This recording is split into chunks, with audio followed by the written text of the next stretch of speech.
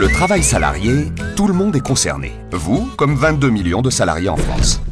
Le salarié est celui ou celle qui met son temps et sa force de travail et son intelligence à la disposition d'une entreprise. Ou plutôt, à la disposition des propriétaires de l'entreprise. Les salariés obtiennent un salaire qui leur permet de vivre. De mal vivre le plus souvent. Travail contre salaire, voilà qui semble évident. Mais cette évidence du salaire contrarie les patrons. Ils diffusent donc de fausses vérités pour attaquer les salaires. C'est grâce au patronat que les salariés vivent.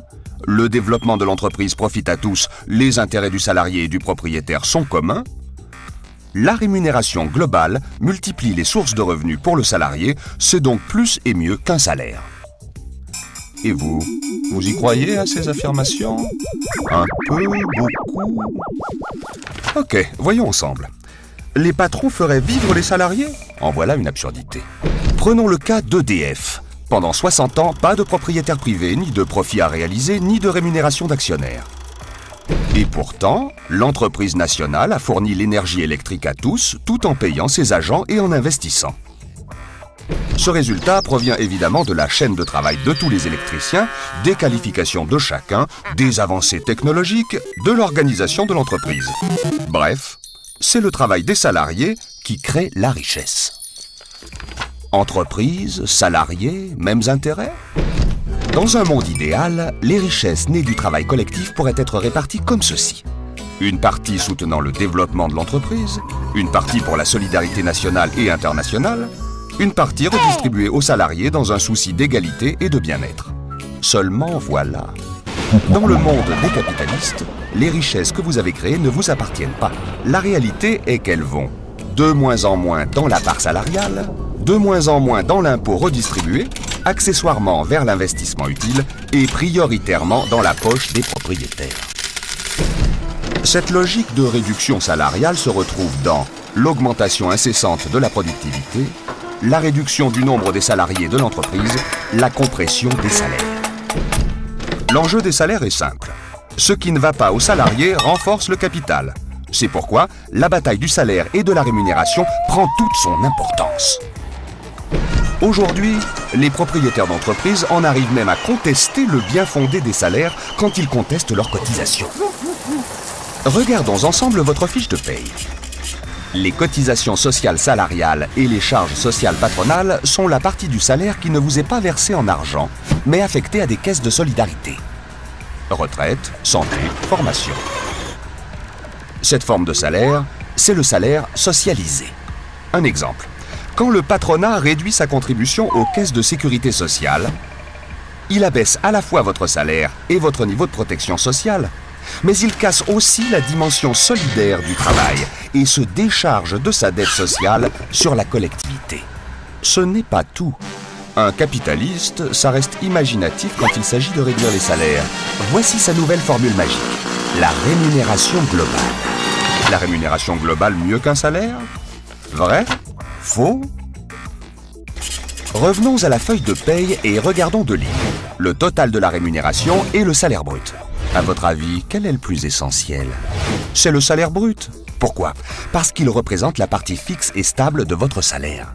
Pour les énergéticiens, son niveau est déterminé par le salaire national de base, le niveau de rémunération et l'ancienneté.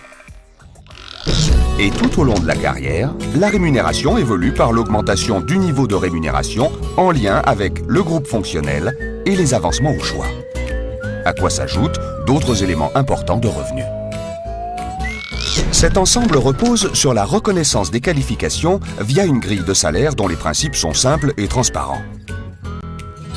Le SMIC est le salaire minimum pour une qualification sans diplôme. Tout salarié qualifié doit recevoir plus que le minimum. La grille définit les grands niveaux de qualification en tenant compte des diplômes de la formation générale et professionnelle. La grille établit des équivalences reposant sur l'expérience, la formation continue, l'élévation des qualifications. Au bout du compte, la vraie formule magique, c'est un salaire brut doit traduire le juste niveau de qualification à un moment donné de l'évolution de la carrière dans un emploi adéquat. Seule cette partie fixe repose sur la transparence et la pérennité, l'égalité dans la rémunération. Sans ce socle de garantie collective, les salaires deviennent aléatoires, laissés au mauvais vouloir des propriétaires. Ce n'est donc pas par hasard si les patrons d'EDF SA veulent renforcer la dimension variable de votre rémunération. Ils utilisent 3 leviers. Il y a tout d'abord l'intéressement, facultatif. Les salariés le toucheront si les résultats d'exploitation sont bons, les performances sont bonnes, la productivité est bonne, évidemment selon des critères patronaux. Et ce n'est pas tout. Les résultats de cet intéressement ne sont jamais garantis, possiblement nuls, inégalitaires, non solidaires. Ça pose des questions, non? Parlons maintenant participation. C'est un dispositif de redistribution aux salariés d'une partie des bénéfices réalisés. Son principe serait un moindre mal, mais pas de bénéfices, pas de redistribution.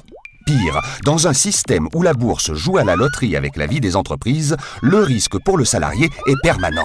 De plus, la participation ignore le système de solidarité. Et maintenant, le nec plus ultra financier. Le plan d'épargne entreprise. Le salarié, soutenu par l'entreprise, constitue avec une partie de ses revenus un portefeuille de valeurs mobilières. Autant dire qu'il laisse le soin à la bourse de décider de l'avenir de ses revenus.